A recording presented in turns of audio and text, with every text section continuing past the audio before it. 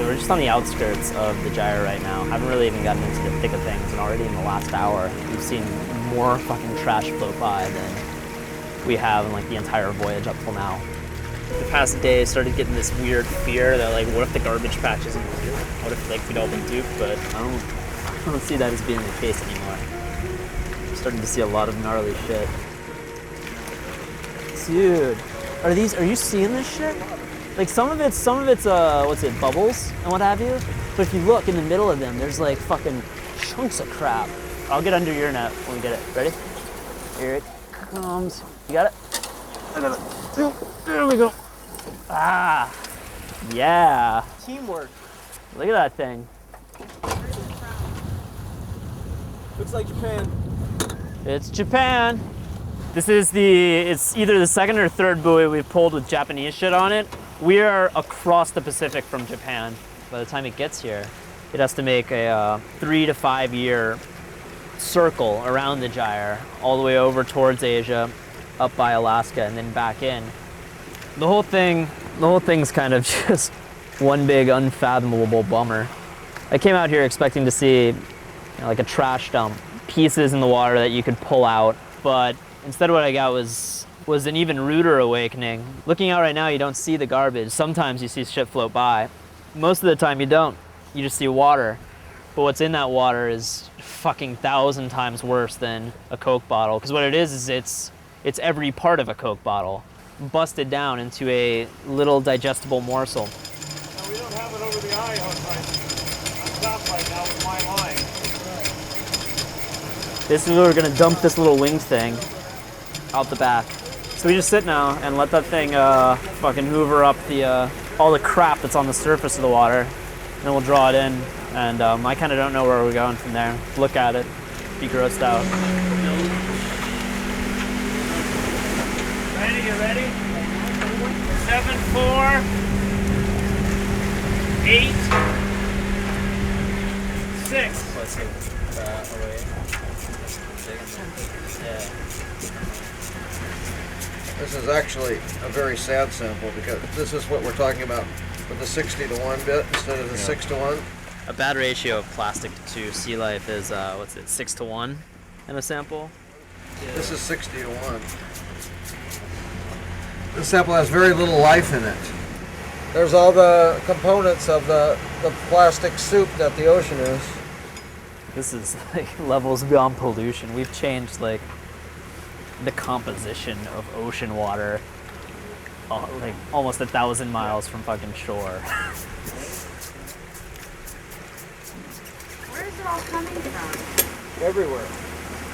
The world is plastic. It's a plastic, fantastic world. It's our society, it's our way of life, it's our food delivery system. We deliver every meal now in plastic. And here's one caught in an organism, it looks like. So we have a lot of microplastics here.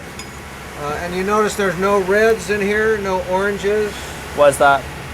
That's because these fish like to eat things that are red and orange. They look like shrimp, and birds eat them too. After an hour, the only thing we got are like two bugs. I don't think we would have seen any of these floating by. Yeah, no. When you describe this place as like a collection of garbage the size of Texas, it's really about like that you can trawl this entire area and still find little bits of plastic. Yeah, and then there's these accumulation zones which are poorly defined. Mm-hmm. Like Ebbesmeyer says, size of Texas or twice the size of Texas or something like this. Mm-hmm. Well, that state of Texas is moving.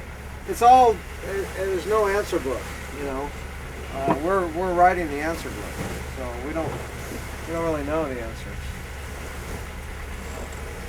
Okay, 10, 12 more minutes. Okay, you're more slow. God, this is awful. This looks like you'd find this in a stagnant place in a really busy harbor, Right, not in the middle of the ocean. We have everything in here in terms of plastic. Net, nurdles, styrofoam, bottle caps. This is our first introduction to the garbage patch, the product of a little hour's trawling. This is really a synthetic environment. And where we're going to see it get a lot worse. It's kind of disheartening. I mean, how do you fucking pull the plastic out of that? That's why I'm so glad that you guys came, because I think seeing this changes people's perception of how serious the problem is. I mean, we are so far away. Yeah, I mean, you had to get here. You had to spend the time getting here to realize how far you were. I'm totally bummed.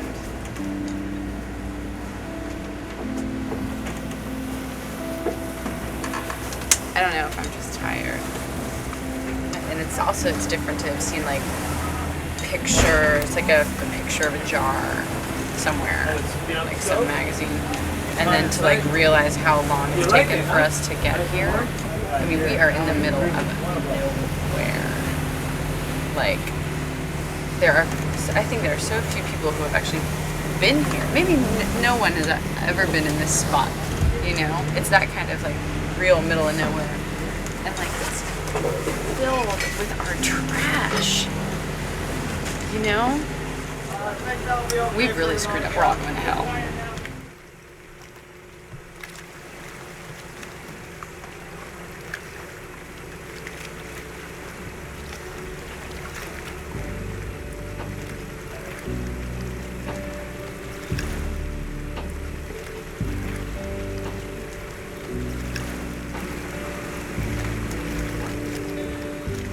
This mission started one day, September 6th. Now, what can I tell you about the microplastic that we found? When we stayed in the center of the gyre, that we found was horrible.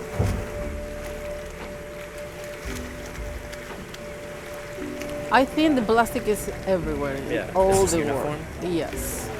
I don't see any place in the world that don't contain plastic. Pero los fragmentos que vimos, esas piezas tan chiquititas que siguen siendo plástico, y mientras más chiquititas, más concentran los contaminantes, que están sirviendo como trampa para todos los persistentes orgánicos, como son los PCBs, pesticidas, y toda esa familia de compuestos sintéticos. You and I have seen shocking amounts of plastic in these samples, but what is there that we can't see? Individual plastic polymer molecules. And they're in the process of breaking from a 2,000 molecular weight chain down to 1,000 in a totally uncontrolled experiment. What's that? Why don't you grab the pan and watch the That's fishing line. Once plastic's broken down, because of their structure, they can act as sponges for chemical compounds called persistent organic pollutants, which is a really cute term for like horrible chemicals like DDT and pesticides that are actually like pretty common in ocean water. But once plastic's introduced into the mix, the plastic just like sops them up. It's like basted in poisonous chemicals. We can't do it. The worst ever mantle troll. Yeah, it's my worst ever. The number of nurdles is That doesn't even have the big piece in it, does it? No, this isn't even the full sample. This is probably 1,000 to 1 plastic to plankton. Probably our first ever breaking the 1,000 to 1 mark. And previous studies had only just counted the plastic, but our breakthrough study became a new kind of way to assess the problem is compare it to the available food. Meyer says a 1 liter bottle will break into enough pieces to put 1 particle on every mile of beach in the work. How do you react to that? You stir that up and it's virtually invisible. You know, this confetti that's all in the ocean right now. I think that's your challenge, is to create that immediacy for the people that would only think of an object. How do you talk about that? Everybody said, well, why don't you just go out and clean it up? They think it's like a parking lot, There's no way. There's no way you can clean it up. No chance. I did a calculation that it would require every man, woman, and child on Earth, 6.6 billion, during their lifetime to clean up the ocean. They would have to be in charge of 100,000 pickup truck loads of ocean. This is beyond bad news. What do you fucking do against this? have countries sign agreements. Like there's no policing the waters out here. That only accounts for a fifth of everything of all the trash that's here. Most of it's coming from land. Like, you can tidy things up, you know, in places like the United States or Japan, but you know, like how do you keep like the third world countries from doing this, especially when we're shipping out all our fucking manufacturing there? If we solved the plastic problem, we would at the same time solve a lot of our social problems, which is keeping us tied down to basically a rat race. I mean, I'm not the first one to describe our system as a rat race. The plastic plays a big part of it. It fits the mold of this repressive totality, which, you know, doesn't allow people to think outside the box. Well, that's the thing. It's like, does this need to be like the like money glamour shot that we had all thought it was going to be, of like a ton of garbage? This is actually worse. It's way worse. It's not as glamorous. It's totally not like the money shot, but it's totally worse. And there is a shift of understanding happening for all of us, I think, in terms of, you know, like what this area is. It's not a big garbage dump the size of Texas floating in the middle of the Pacific. It's almost like tobacco. You know, tobacco in the 50s, everyone was like, there's no problem with tobacco. Yeah, like, well, it's just because tobacco, it's like plastics telling us there's no problem with plastic. Yeah, it's like a huge industry that's so systemic that nobody's really taken the time to understand.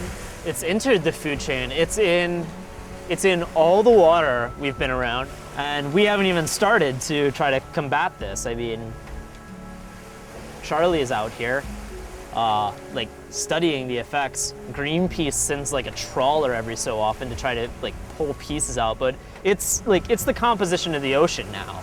It's not just a matter of pulling shit out. It's a matter of like preparing our systems for like the change that's on its way. Basically, we've, without realizing it, consigned ourselves to eating our own shit.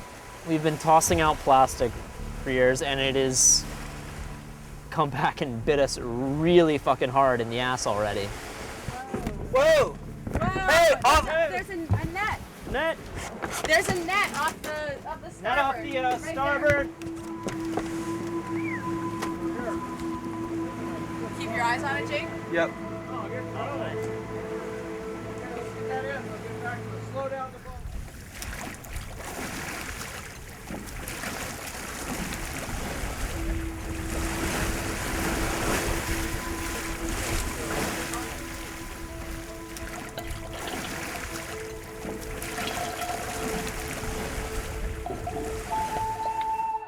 We sort of hit one of the worst little payloads of garbage that we've had this whole voyage. It's a fucking enormous ghost net just floating out in the middle of nowhere.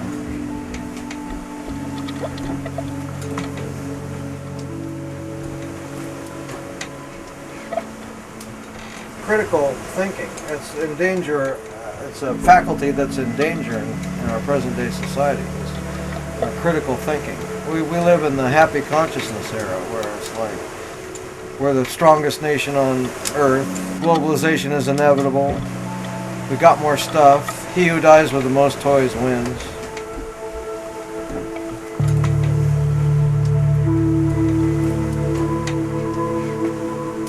You know, I think that's why I'm so gung-ho on this plastic thing, is because it's a symbol of the wrong direction that we're taking as a society as a whole.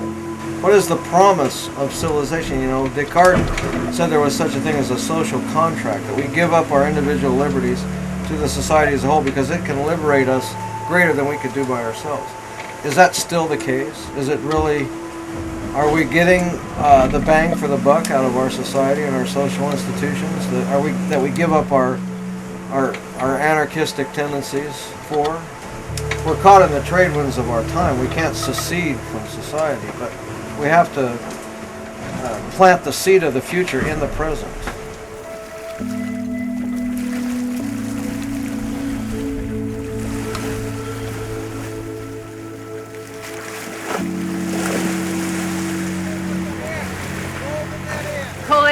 with the winch.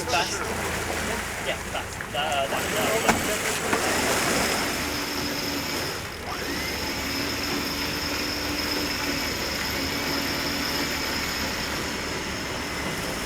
Pretty impressive, isn't it? What a joke.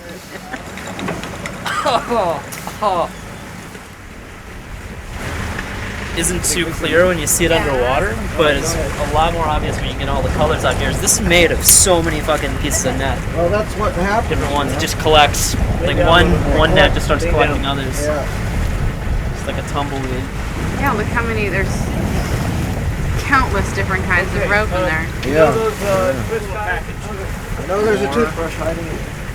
Yeah, we saw that toothbrush out in the water. Did you see it?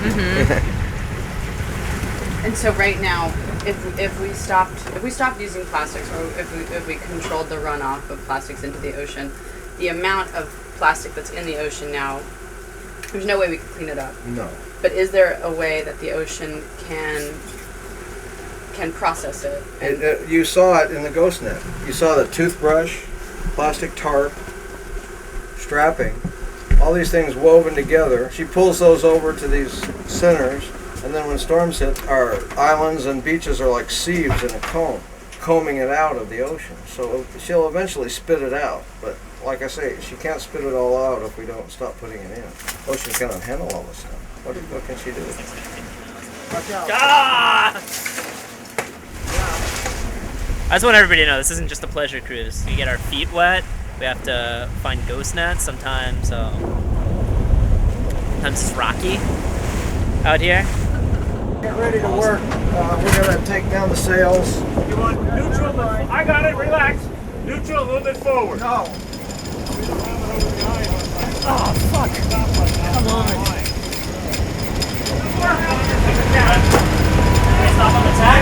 Get out. Correct?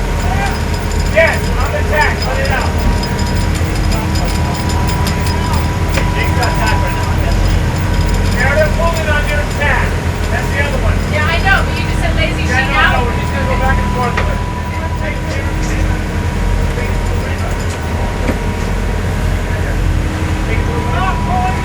Stop!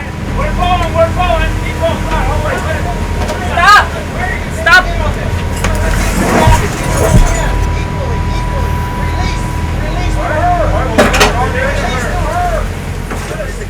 God damn it! Oh, shut up, you motherfucker! I'll blast your motherfucking mouth. I told you it's an emotional fail. I don't want you guys fucking with me. Everybody okay? That was the example.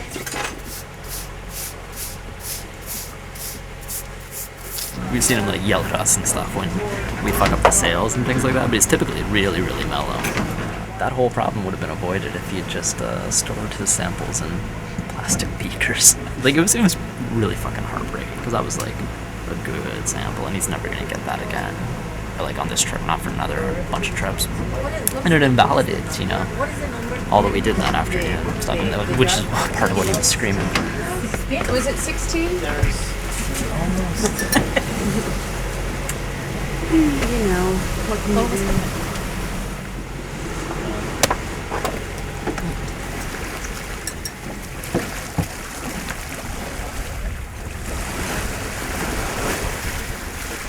Today was a spiral into a totally different place.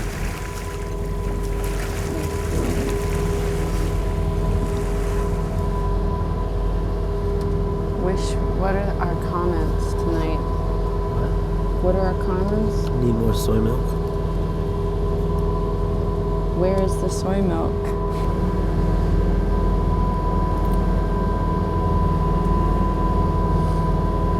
What should we do now?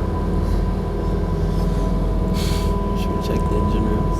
Yeah, check the engine room. I have to go to the bathroom. Okay. I feel like I'm destroying this map. Does it get a new one for every trip?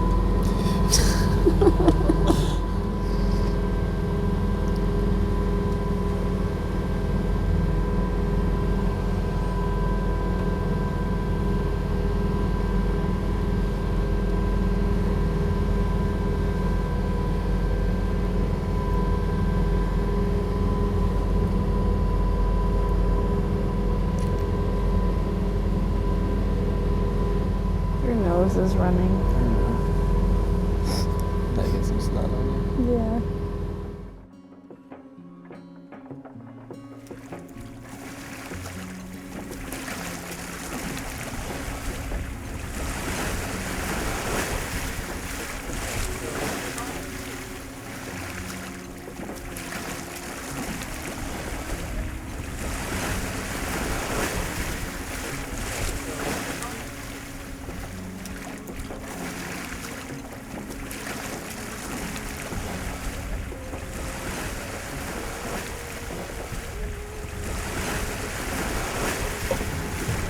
Right beneath the large, you see that dark cloud above the white clouds? Totally behind us. Yeah, that's the volcano.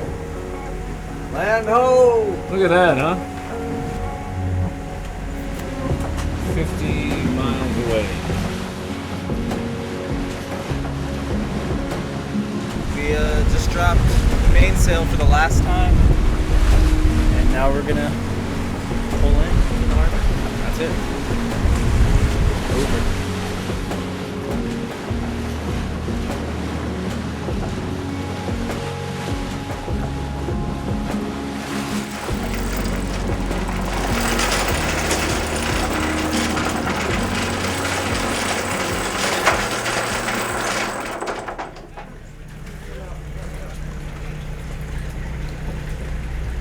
Oh my god, it feels really fucked up. Thomas! Yeah. How's your stomach? So far, so good. This wharf's kind of pretty wobbly, though. Whoa, this feels amazing. This feels like I'm on fucking shrooms. Oh my god, I feel totally high. I know. I really feel like I'm on acid. Running makes no sense. When you try to do it. There are a few people. In there. Only one. Yeah, welcome back to civilization. Isn't it so comfortable and convenient? We made it. We're in Hawaii. Got off the boat finally. Kissed our sea legs goodbye. And now we can just relax down here on the world famous green sands beaches. Paradise. Look at this. It's everything we've been seeing the whole time. Why don't we walk down a little? Like, how far can you go from people and not have to, like, be wading through their shit? I guess the moon? I'm really about to have, like, a whole crying Indian moment here. Can you even imagine cleaning this up? Every little piece that you see here is fucking plastic. What we're looking at right now may look worse than what we've seen in the Gyre. But really, right now, this is as good as it gets. This is the best point. Right now, we could grab this shit and take it while it's still in one piece and haul it fucking somewhere, who knows. But in about another hour or so, water's coming in right now. This is all going back out. I mean, if we've basically ruined the ocean, what chance do we have with fucking land? Or with ourselves, for that matter?